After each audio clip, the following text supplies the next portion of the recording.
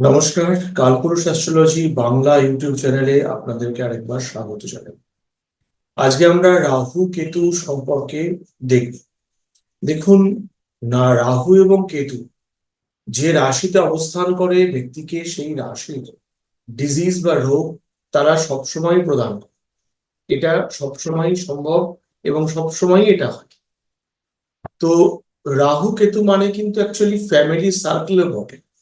Binandi নারীতে Rahu কেতুকে family circle ধরা হয়, রাহু কেতুকে বাউন্ডারিও ধরা হয়।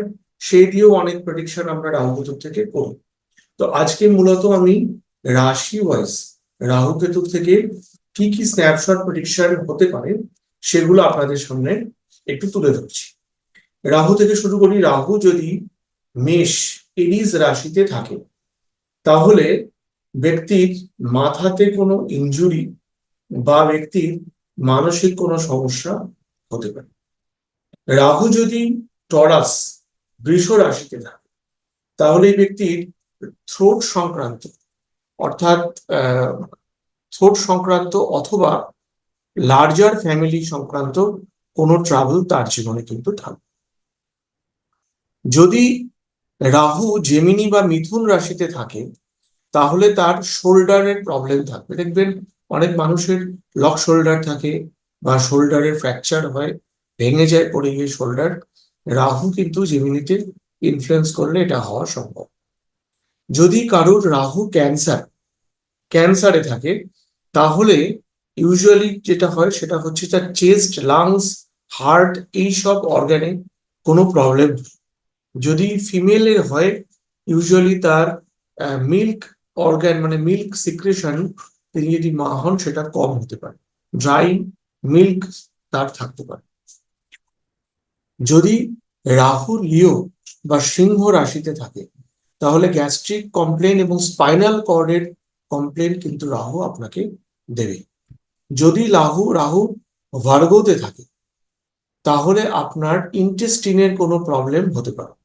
যদি রাহু লিব্রা তুলা রাশিতে থাকে তাহলে সেক্সুয়াল অর্গানের ড্রাইনেস দেখায়। রাহু মানে ড্রাইনেস, রাহু মানে মোল, এক্সট্রা গ্রোথ, মানে সেক্সুয়াল অর্গানে কোনো এক্সট্রা গ্রোথ হওয়া, এটা কিন্তু দেখায়। রাহু লিব্রায় থাকলে বা স্করপিওতে থাকলে চাইল্ড বার্থেরও প্রবলেম কিন্তু হতে পারে। কারণ আমরা জানি যে সেক্সুয়াল অর্গানটা বাইরে থেকে দেখা যায় সেটা হচ্ছে লিব্রা, আর যে সেক্সুয়াল অর্গানটা বাইরে থেকে দেখা যায় না সেটা হচ্ছে স্করপিও। যদি রাহু স্করপিওতে থাকে তাহলে কিডনি, ইউটেরাস বা টেস্টিকলস এর কোনো প্রবলেম ব্যক্তির কিন্তু হতে পারে। যদি রাহু স্যাজিটেরিয়াস বা ধনুতে থাকে তাহলে থাই সংক্রান্ত কোনো প্রবলেম তার জীবনে আসতে পারে। যদি রাহু ক্যাপ্রিকর্নে থাকে তাহলে সেই ব্যক্তির যেটা নি ক্যাপ মানে হাঁটুর সমস্যা থাকবে, এবং যে নি ক্যাপ সেটার প্রবলেম হবে, তার নি রিপ্লেসমেন্ট, নতুন কোনো সিনথেটিক কোনো ইনস্ট্রুমেন্ট তার নিতে কিন্তু লাগাতে হতে পারে, তার হাঁটুতে লাগাতে হতে পারে। যদি রাহু অ্যাকোয়ারিসে থাকে তাহলে এই ব্যক্তির ভেরিকোজ ভেন এবং কাফ মাসেলে পেন হওয়ার খুব সম্ভাবনা থাকে। যদি রাহু পাইসিসে থাকে তাহলে পায়ের ফিটের কোনো ডিজিজ এবং সাইকেল, একটা ইম্পর্টেন্ট ইন্টারেস্টিং প্রেডিকশন, যাদের রাহু পাইসিসে আছে তাদের পায়ের পাতার ওপর দিয়ে কোনো গাড়ির চাকা বা সাইকেলের চাকা চলে যেতে পারে। এই হলো রাহুর 12টি রাশিতে কি কি ডিজিজ রাহু প্রডিউস করতে পারে স্ন্যাপশট প্রেডিকশন। আসুন কেতুর থেকে দেখি।